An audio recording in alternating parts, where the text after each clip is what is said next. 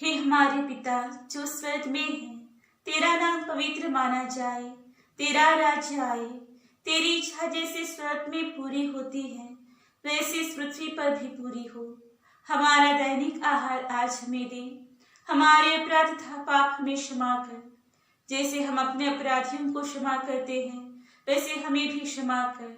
हमें परीक्षा में न डाल, परंतु बुराई से बचा। आमीन। जय यीशु। बच्चों, आज हम हमारे कैटेकिज्म का 5वां पाठ पढ़ने वाले हैं और इसका टाइटल है विश्वास के संरक्षक। गलातियों के नाम संत पौलुस के पत्र में हम देखते हैं किस तरह संत पौलुस उनकी कलीसिया को विश्वास के बारे में सिखाते हैं।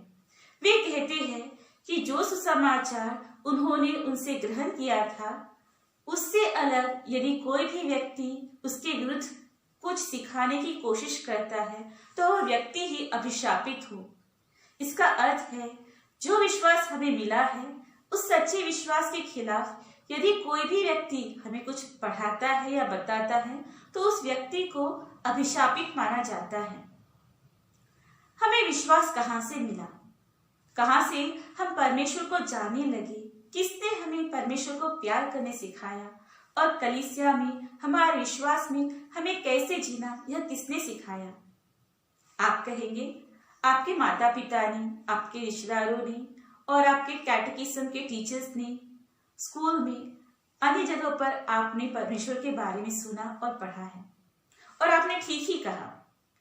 हमारे विश्वास के मूल स्रोत है पवित्र ग्रंथ और परंपरा। पवित्र ग्रंथ यानी बाइबल और परंपरा मतलब क्या है? ट्रेडिशंस। जो भी हमने हमारे पूर्वजों से सुना है उसी को हम प्रैक्टिस करते आते हैं, उसी को हम करते हैं और वो हमारे जीवन का भाग बन जाता है। शुरू में पवित्र ग्रंथ सभी लोगों के पास नहीं था। जब आदि क्रिस्तीय लोग बने तब उनके पास बाइबल नहीं था। फिर वे विश्वास में कैसे बढ़े? तो इसका स्रोत है परंपरा। जिन्होंने सबसे पहले सुसमाचार को सुना मतलब प्रभु ईसा मसीह के शिष्यगण और उन्हें सुनने वाले प्रेषितगण और अन्य लोग, उन्होंने उनकी आगे की पीढ़ी को इस विश्वास के बारे में बताया। मतलब प्रेषितों के अनुयायियों ने दूसरे लोगों को सिखाया और इसी तरह पीढ़ी दर पीढ़ी हमारे विश्वास के रहस्य एक पीढ़ी से दूसरी पीढ़ी तक बढ़ते गए, आगे निकलते गए और इस तरह हमें परंपरा से हमारे विश्वास के बारे में कुछ चीजें सीखने को मिली है। जिस तरह कलीसिया में विश्वास शुरुआत से ही था, उसी तरह कलीसिया की शुरुआत से ही हमारे विश्वास के विरुद्ध सिखाने वाले लोग उपस्थित थे और हमें हमारे सच्चे विश्वास से भड़काने वाले लोग थे, भड़काने वाली सीख थी, शिक्षा थी। और कलीसिया इन शिक्षाओं के विरुद्ध हमें बचाने के लिए और सच्चे मार्ग पर ले जाने के लिए समय से समय तक हमेशा तत्पर और तैयार थी। और इसी तरह जब हमारे विश्वास में अनेक बाधाएं आई, गलत सीख आई, गलत शिक्षा आई, तो उसे दूर करने के लिए कलीसिया ही आगे बढ़कर हमें अनेक शिक्षाओं द्वारा, सच्ची शिक्षाओं द्वारा हमारा मार्गदर्शन करती है। जिस तरह पवित्र ग्रंथ और परंपरा हमारे विश्वास के स्रोत है, उसी तरह कलीसिया को ही इस परंपरा को और हमारे पवित्र ग्रंथ की सच्ची व्याख्या करने का अधिकार है। किसी भी चीज को हम अनेक तरीके से उसका मतलब निकाल सकते हैं, उसी तरह हमारे विश्वास के लिए सच्चा अर्थ निकालने का अधिकार पवित्र कलीसिया को है। और इसीलिए यह कहा जाता है कि हमें माता कलीसिया की गोदी में बैठकर ही पवित्र ग्रंथ सीखना है और हमारे परंपराओं को समझना है। तो आइए हम देखते हैं कि क्या है कलीसिया के विश्वास में आने वाले बाधाएं। अब हम पढ़ेंगे विच्छेद और पाखंड के बारे में। आपने शायद ही इन शब्दों को सुना होगा। विच्छेद यानी सिस्म और पाखंड यानी हेरेसी। ये हमारे विश्वास से हमें बहकाने वाले चीजें हैं। विच्छेद मतलब है सीसम और पाखंड मतलब हेरेसी। कलीसिया की शुरुआत से ही अनेक सदियों में अनेक प्रकार के पाखंड और अनेक प्रकार के विच्छेद ने हमारे कलीसिया को टुकड़ों में बांट दिया है और लोगों में अशांति फैलाई है। विच्छेद का अर्थ है कि माता कलीसिया से अलग होकर, उसके अलग खड़े रहकर उनकी सीख का खंडन करना, और इसको बोलते हैं विच्छेद या स्किज्म। और पाखंड मतलब क्या? पाखंड मतलब जो हमारे विश्वास के सत्य है, जो हमारा सत्य विश्वास है, उसके विरुद्ध कुछ चीजें सिखाना और उसके विरुद्ध कुछ बोलना, उसे कहते हैं हेरेसी। तो हमारे कलीसिया की शुरुआत से ही अनेक प्रकार के पाखंड इस कलीसिया में थे, जैसे मोनार्किज्म, मनकीइज्म, आर्यनिज्म इत्यादि। अब हम एक एक करके कुछ पाखंडों के बारे में पढ़ेंगे। पहला हम पढ़ते हैं आर्यनिज्म। मुख्य पाखंडों का आरंभ पवित्र त्रित्व, ईश्वर पुत्र और पवित्र आत्मा से संबंधित था। मोनार्किज्म सिखाता था कि जो कि परमेश्वर एक ही परमेश्वर है, उसमें पिता, पुत्र और पवित्र आत्मा, यह तीन व्यक्ति नहीं रह सकते। और इस पाखंड को निख्या महासभा ने अस्वीकार किया था और इस पाखंड के मुख्य प्रवक्ता थे सबेलियस, जो एशिया माइनर में रहा करते थे। अगला पाखंड है अपोलिनारिज्म। अपोलिनारिज्म यह सिखाता है कि ईश्वरीय स्वभाव और मानवीय स्वभाव एक ही साथ एक ही व्यक्ति में उनकी पूर्णता से होना असंभव है। पुत्र ने आत्मा के बिना ही शरीर धारण किया और परमेश्वर के वचन ने आत्मा की तरह उनमें कार्य किया। यह गलत सीख का प्रचार किया था लाउदोकिया के धर्माध्यक्ष अपोलिनारिस ने, और इस पाखंड का खंडन किया गया हमारे निकिया महासभा के। अगला पाखंड है नेस्तोरिज्म। ईसा मसीह में विद्यमान मानवीय स्वभाव और ईश्वरीय स्वभाव की व्याख्या करते समय यह सिखाया जाता है कि ईश्वर में मतलब ईसा मसीह में दो व्यक्ति विद्यमान हैं, एक मानवीय स्वभाव का व्यक्ति और एक ईश्वरीय स्वभाव का व्यक्ति। एक और जब कलीसिया में अपसिद्धांतों का उदय होने लगा, उसी दूसरी ओर कलीसिया में अनेक ज्ञानी धर्म गुरु कलीसिया को सच्ची मार्ग सिखाने के लिए और अपसिद्धांतों से दूर रखने के लिए अनेक नेताओं मतलब धर्माचार्य और धर्म शिक्षक, धर्म गुरुओं का उदय हुआ। इनमें से हम पहले श्रेणी में आते हैं प्रेरित धर्माचार्य या अपोस्टोलिक फादर्स। अपोस्टोलिक फादर्स हम उन्हें कहते हैं जो कलीसिया के पहले और दूसरी सदी के आधे मतलब पूर्व अर्धांश, first half of first century and first half of second century में जीवित थे। प्रेरित धर्माचार्य या अपोस्टोलिक फादर्स, उन ख्रिस्तीय ग्रंथकारों को प्रेरित धर्माचार्य कहा जाता है जो कलीसिया में पहली और दूसरी सदी के पूर्व आध्याय तक जिंदे थे।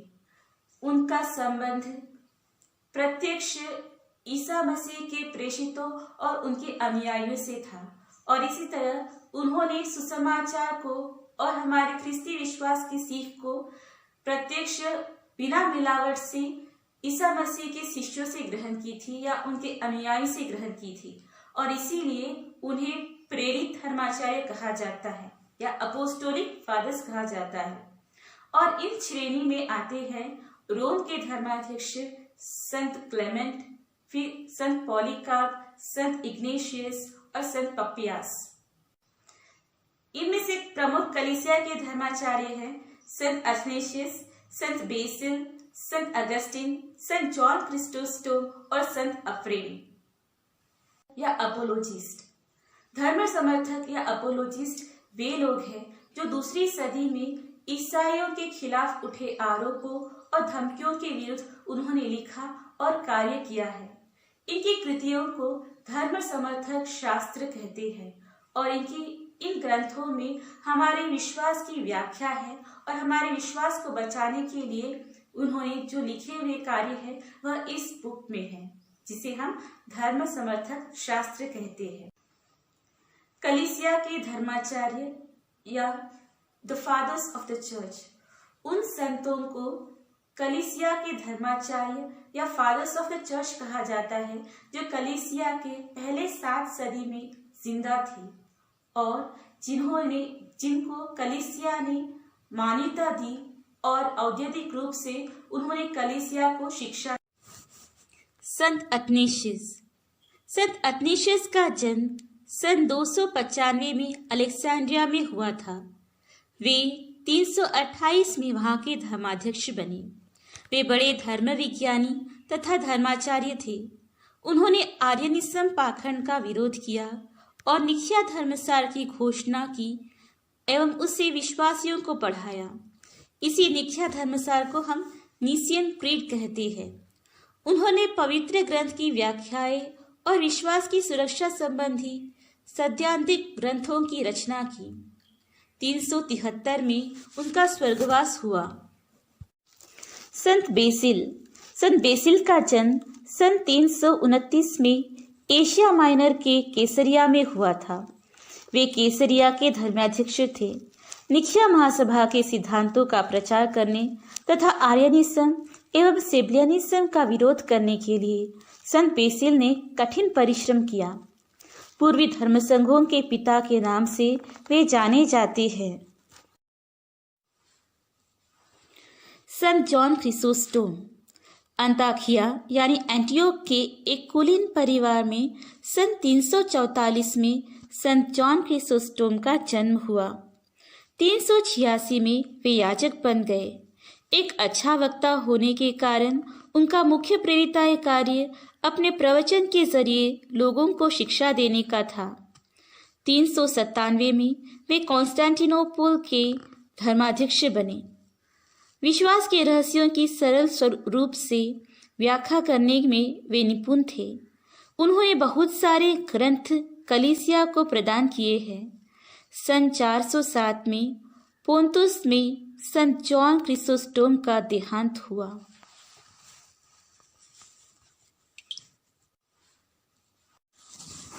संत अगस्तीन का जन्म अफ्रीका के तगास्ते में सन 354 में हुआ था। उनके पिता पैट्रिशियस गैर ईसाई थे। उनकी मां मोनिका ईसाई थी। अगस्तीन जवानी के कई प्रलोभनों में पड़ गए, लेकिन मां की निरंतर प्रार्थना के फलस्वरूप उनका मन परिवर्तन हुआ। उन्होंने शेष जीवन में ईश्वर की अविराम खोज में बिताया। वे पहले पुरोहित और बाद में धर्माध्यक्ष बने। उन्होंने बहुत सारे धार्मिक ग्रंथों की रचना की है। उनमें पाप स्वीकार, द कन्फेशंस और ईश्वर का नगर, सिटी ऑफ गॉड आत्मकथाएं प्रमुख हैं।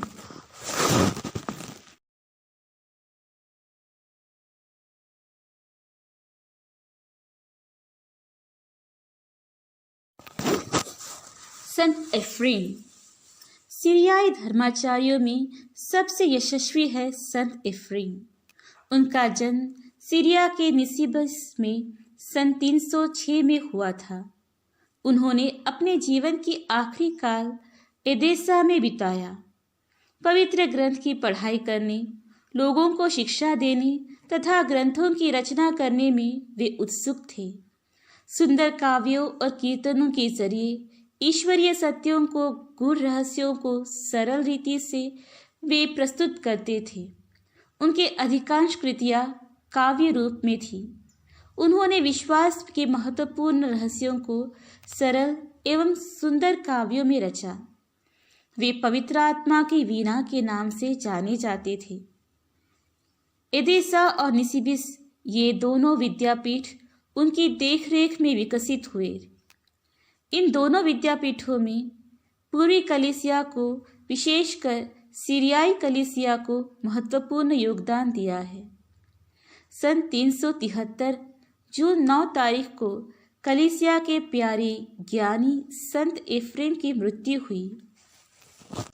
धर्माचार्य कलीसिया को सही निर्देश देने और सही विश्वास में बढ़ाने के लिए हमेशा दिलचस्प रहे और हमने अभी देखा है कि कितने सारे हमारे कलीसिया में धर्माचार्य है, कलीसिया के धर्माचार्य है, प्रेरिताए धर्माचार्य है, धर्म समर्थक है और इन सबों ने कैसे हमारे कलीसिया को अपसिद्धांतों और पाखंडों से बचाकर हमें सही शिक्षा दी है। आइए हम भी जो कलीसिया की संतान है यह निर्णय लें कि हम भी हमारे जीवन में सही विश्वास को बरकरार रखते हुए अनेक अपसिद्धांतों और गलत सिखावट से दूर रहे और हमारे माता कलीसिया से कभी ना भटके।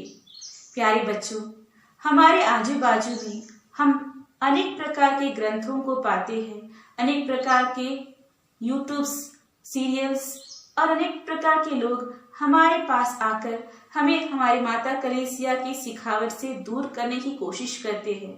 हमें यह निर्णय करना चाहिए कि हमने जब सच्चे विश्वास को सीखा है, उनकी परंपरा को जाना है, तो हम उससे भटक कर और अलग न जाएं। आइए कलीसिया ने हमें जो सीख दी है उनके आदर्शों के अनुसार हम अपना जीवन जीते हुए सच्चे विश्वासी बने। हम हाथ जोड़कर प्रार्थना करें कि प्रभु मसीह हमें सहायता करे। हे प्रभु यीशु मसीह,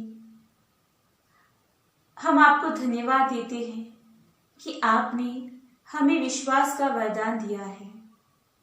माता कलीसिया ने हमें विश्वास में बरकरार रहने के लिए अनेक ज्ञानी लोगों से हमारा मार्गदर्शन किया है। हमें यह कृपा दीजिए हे प्रभु, उनके मार्गदर्शन पर चलते हुए, उनके आदर्शों को अपनाते हुए, उनकी सिखाई हुई सीख को समझते हुए हम सच्चे विश्वास में और भी दृढ़ बनते जाए और कभी भी माता कलीसिया से दूर न भटके। पिता, पुत्र और पवित्र आत्मा के नाम पर आमीन। जय यीशु।